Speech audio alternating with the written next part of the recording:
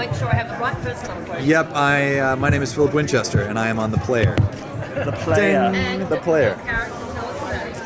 I play Alex Kane, who is ex-FBI systems analyst, kind of, he's top of his class of Quantico, goes off and is doing stuff in Afghanistan. He's basically doing snatch and grab stuff where a Navy SEAL, a CIA guy, and an FBI guy are going into the room and asking questions and getting stuff done. And through just a few things happening, Alex realizes that he's actually a lot better with a gun in his hand than he is with a recorder in his hand. So he starts taking matters into his own hands, goes rogue for a few years, and the FBI can't find him. He comes back to the States, he opens a security firm in Las Vegas, and that's where we find him when we open the pilot, and getting wrapped up in this high-concept conspiracy with the house. Hi, yes. How's it going? What is the difference in you coming from Strike Back, which I love doing, to this new series, which is on basic TV? Right. I actually know, some shirts off, but not everything else, yeah. I have a scene where I run down Fremont Street in my underpants, so that's, look, both have pluses and minuses, I think. It's a blessing to be working at all, and I think what we can do on NBC is we can get this stuff to a wider audience. We brought Michael Bassett on board, who was our director on Strike Back. A great guy, he just gets action, he understands how to make it palatable and how to get more bang for your buck. And I think if we can get this 80s style action on NBC that we had on Cinemax, I think we've got a winner, because I think it goes out to a broader audience, and people can sit down every Thursday night and go, man, I haven't seen that happen on TV ever, or so we're looking forward to doing that.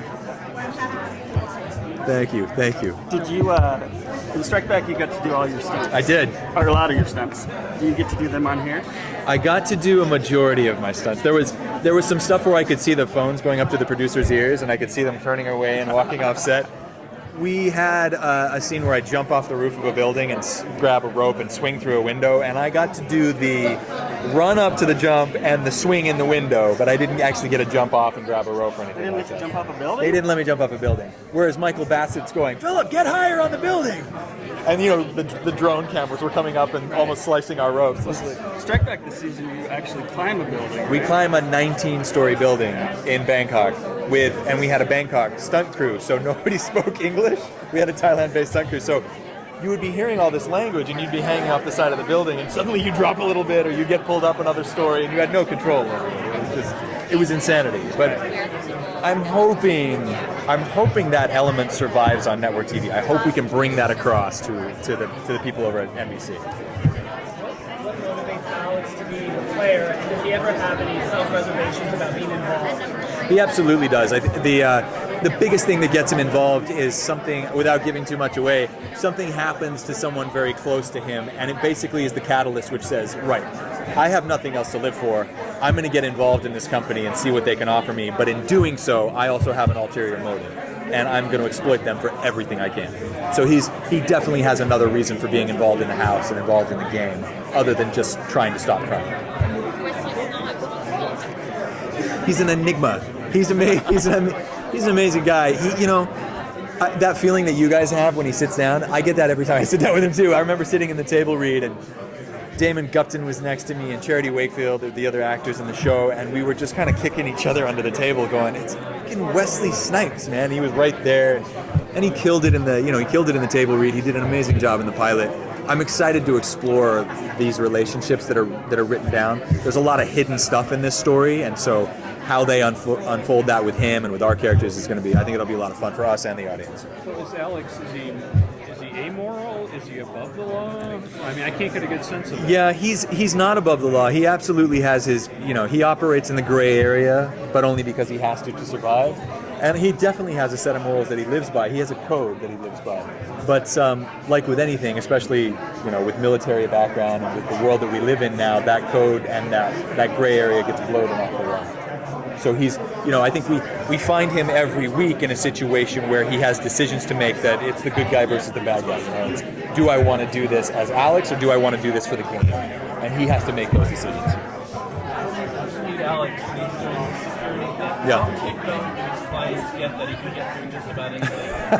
I think they were pretty pissed off. I remember when we were shooting that scene, and the security guard comes in and Damon has that great line. He's like, well, I guess you had to hire, Las Vegas's biggest pain in the ass. And so it was a great opening line for me, and it's fun to kind of build up what this guy's capable of, even though he doesn't show that in his everyday life. He's a beer drinker in a cosmopolitan town. He doesn't care about that stuff. He knows how it works, but it doesn't make him who he is. Yeah. Right. With anything, Alex was a flawed character. Michael Stonebridge was a flawed character, but he hid behind this machine of being a super soldier. What's really fun about Alex Kane is he's just a guy.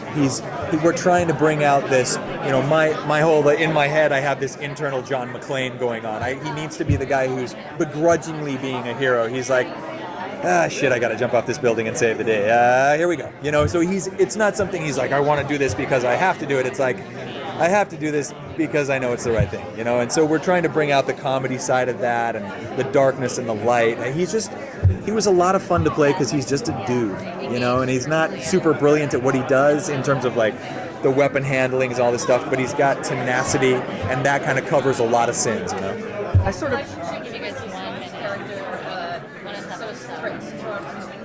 Yeah. So you had to really stand up to him. And I did. I'm assuming you're going to have that relationship. What's that like? I think with working with him on a personal level, it was fun to play those different notes with each other and play those tones with each other. I think Alex does that in that scene because his wife has been taken away from him. His wife has been killed, and so he's just living in this area right now where he's trying to find who's responsible, and he thinks that it's Johnson. He's like, right, you're the guy. I'm going to figure out how to get under your skin, and I'm going to ruin you. So we leave the pilot with that kind of in his head. Is each case going to sort of bring him closer to discovering the truth about the game? And John Rogers has been sort of gray about what he's letting us into and stuff. I haven't even read the first script. He's told us bits and pieces about what's going to happen, and what he said is some things are going to bring us closer to the answer that we want to get, and other things are just going to take us much further away. And sometimes Johnson will do something where the audience goes, "That's horrific," and then other times he'll do something where the audience goes, "Oh my gosh, that was great." So all these characters have great characteristics about them and good things about them, but they also have horrible things about them. And I think that makes interesting TV because they're not just one note. Right.